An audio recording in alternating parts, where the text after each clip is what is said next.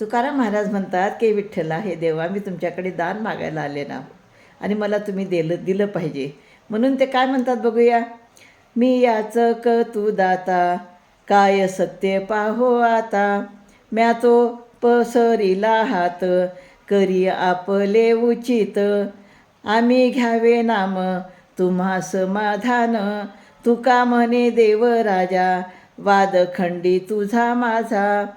तर हे देवा, मी याचक आहे आणि तू दाता आहेस. म्हणजे मी मागणार आहे आणि तू देणार आहेस. आता मी तुझ्याकडे दान मागण्यासाठी आलो आहो. तेव्हा उचित अशी देणगी देणं हे तुमचे काम आहे. देणगी म्हणजे काय पाहिजे तुकाराम महाराजाला? विठ्ठलाचा आशीर्वाद पाहिजे.